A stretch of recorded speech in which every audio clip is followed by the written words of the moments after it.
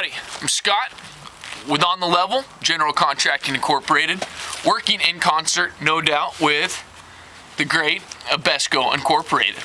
What I have for you today is a brief demonstration video of how to properly install the TUF-1 unit. This big bad boy right here. The TUF-1 is no doubt an ERB system, an ETS system, and a PFS.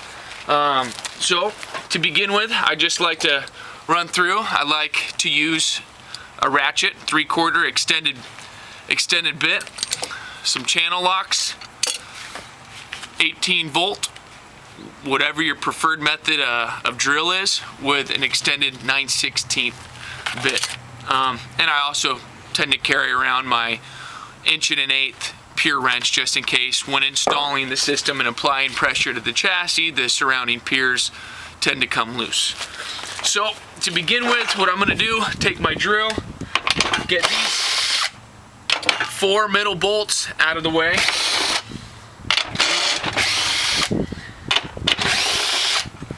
So from these bolts, you just go ahead and remove these nuts and the washers. What we want to then do is put them off to the side, because we want to make sure they actually get back to where they started.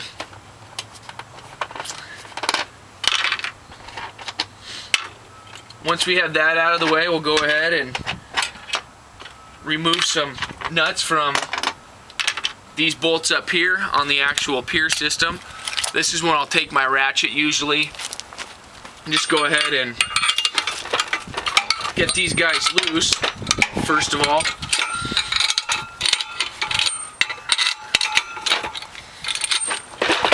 And if you like, if it makes it any easier, you can go ahead and put that same attachment on the drill. I find it just as easy to use my fingers and effective. The one thing you want to keep in mind though is when you're dragging these underneath the home, usually for retrofits, and you don't have the luxury of having nice open space and plenty of light, as you see me now, be careful that you don't get these bolts in any type of sand or dirt, because it makes it very difficult then to even remove the nuts. And then you'll find yourself using the ratchet for every single nut. But just a little trick of the trade, something you'll find that may facilitate the process. Excuse me. So now what we'll do is go ahead and slide this pier underneath your I-beam.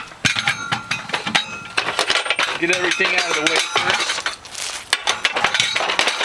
Center it accordingly. You want to make sure that the 4 bolts are directly in the center of the I-beam. In this case, the I-beam. Of course, you could have a J-beam or a C-beam, but the I-beam is, in fact, the most common.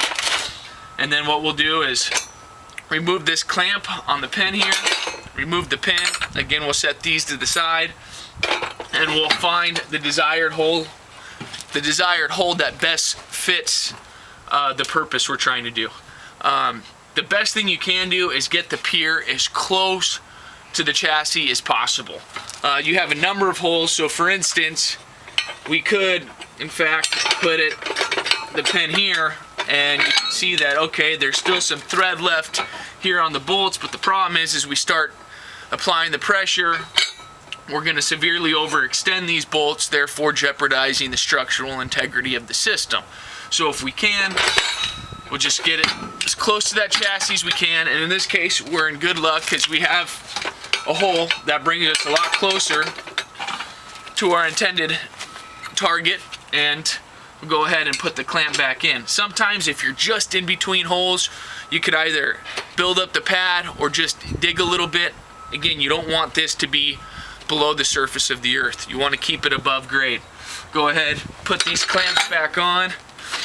Do this. We won't tighten up these bolts yet with the nuts, but we'll just get some of this stuff out of the way so we can keep track of it all.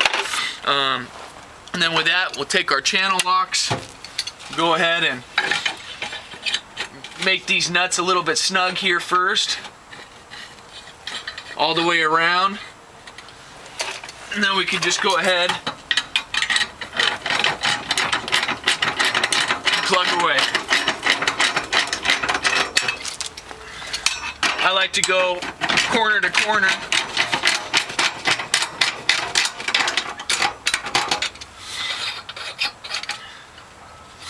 Snug these guys up once again.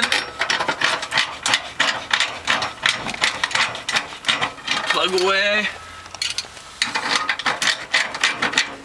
And that's usually pretty good. You just want to do one last check, make sure all these nuts are tight. This one is.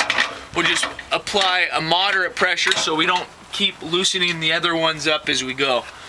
Now we have our clamps up there. We'll go ahead and get these nuts down.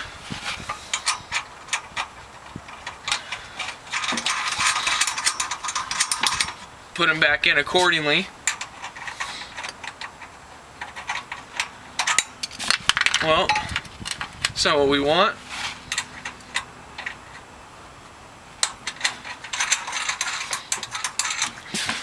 And then also do the back side.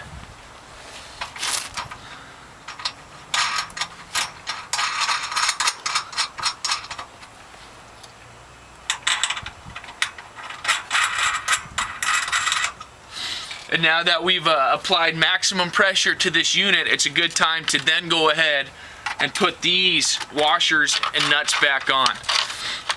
That way, if you do it before, sometimes what happens is you go through and you apply the pressure to the chassis, you'll find that these nuts loosen up because it hasn't been subject to bearing the full load of the home prior.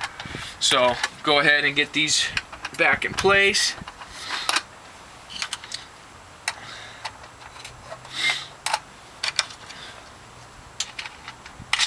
We can then grab our drill again.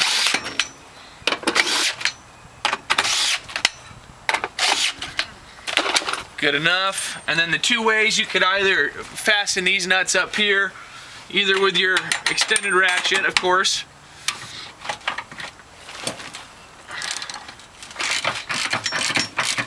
like yay, or again you could just keep using your channel locks and that will eventually fasten it as well. And again, just make sure you don't forget about these ones in the back. This is really important because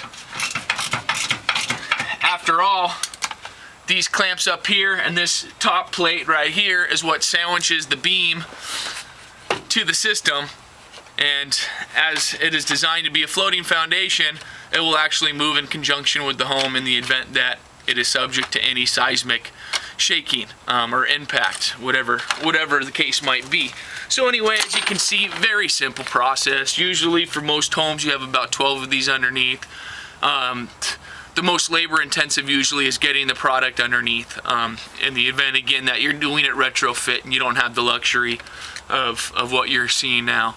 All in all, it's a great system. Abesco is a great company, and it's just really wonderful to work with this product and Abesco.